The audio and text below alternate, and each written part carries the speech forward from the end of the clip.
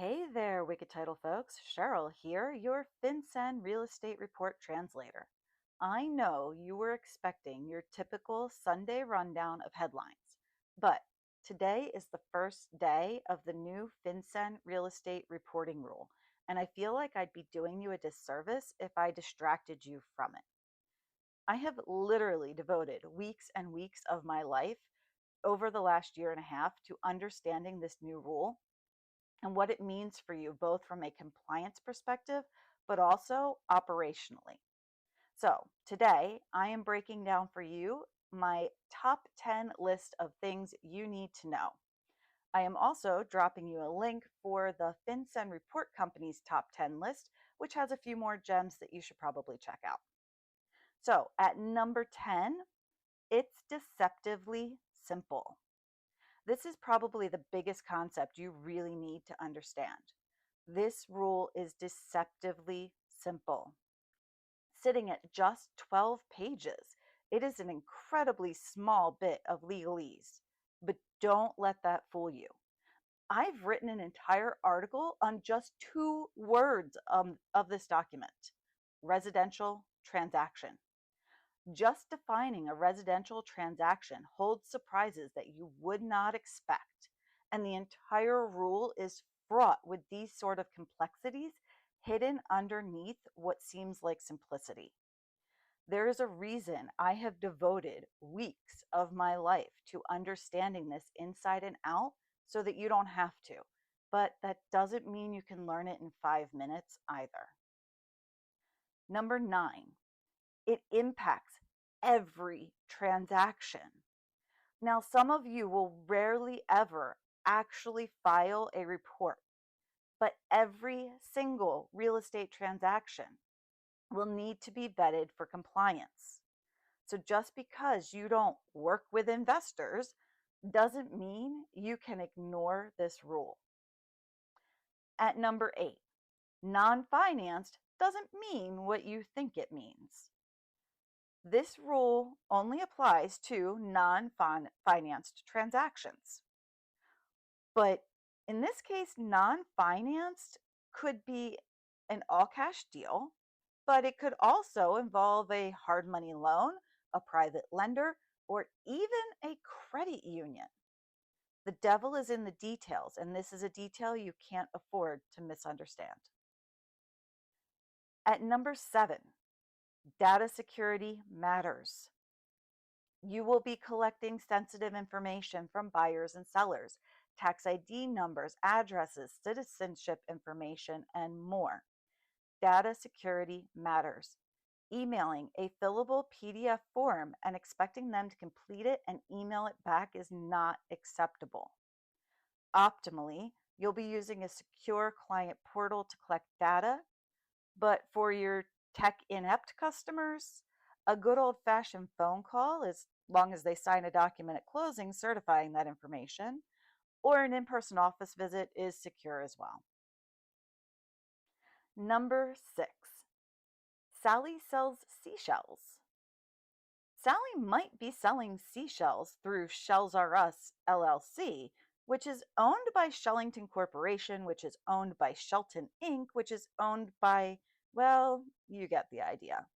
Shell companies are a real thing, and pretty soon you're going to know way more about them than you ever wanted to, because this FinCEN report requires you to unravel every layer until you unmask real people, like you are a member of Mystery Inc. Think it might be time for a snack break. At number 5, FinCEN doesn't discriminate by social class. FinCEN doesn't care if you're a 2-bit dealer on the Lower East Side trying to whitewash money through a painting company, or a yacht club regular scooping up private islands like their ice cream. There is no minimum purchase price or elite backroom exclusionary clause. If it might be shady, their chances of getting away with it just got slimmer. At number 4, you can't unknow what you know. FinCEN allows for reasonable reliance. That means you can rely on the information provided by the buyer or the lender or whomever if you don't have knowledge that calls that information into question. But here's the part that should make you sit up straight. You can't ignore obvious inconsistencies. If the lender claims they're AML regulated but can't explain how, if the ownership chain looks like a legal Jenga tower, if the source of funds reads like fan fiction, you do not get to shrug and file anyway. This rule does not require you to investigate like a federal agent, but it absolutely forbids you from pretending you didn't notice the smoke. You can't unknow what you know, and Bob said so is not going to age well in an audit. Number 3, certifying a negative.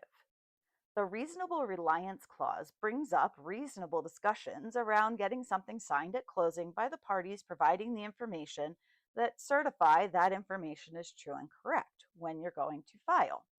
But what about all those transactions that are deemed exempt?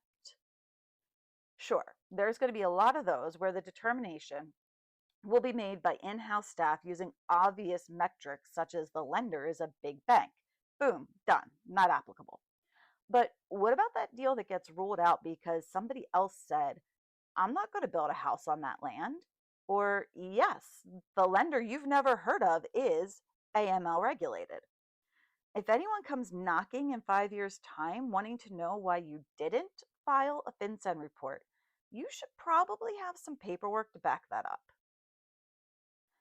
Number 2, you can play the game of hot potato, but rules. Yes, you can wiggle your way out of doing this by tossing the hot potato before the music dies, but only if you follow the proper procedures. First, outsourcing to a company like FinCEN Report Company is absolutely an option, but understanding that they work for you, you still hold ultimate responsibility under the rule to ensure that it is filed properly. To keep your ducks in a row if you're outsourcing. Or you can put a designation agreement in place that designates another party to be responsible for filing the FinCEN real estate report. But that party must be part of the reporting cascade, and you must comply with the other requirements laid out for designation agreements. And at number 1, why doesn't anyone ever talk about how? At number 1, it is the what and the how. Most of the information that you are going to find out there talking about the rule is focusing on the what and the why. What this rule is, what it means, why you need to comply with it. But what I set out to build at the Wicked Title Forum is to talk about the how. It's one of my primary goals anytime I put anything into the knowledge base. So how do you implement these changes into your workflows? How do you determine if the rule applies? What information are you collecting? How should you communicate this to your buyers, sellers, and other parties? Who can help you outsource? Because the FinCEN real estate reporting rule is massive and, let's be honest, complicated, I have created a single master hub that pulls everything together in one place, and I've dropped a link in the show notes. Think of this as your FinCEN command center. Whether you need deep dive training, a quick checklist before closing, a workflow refresher, or fast answers mid-file, you'll start here.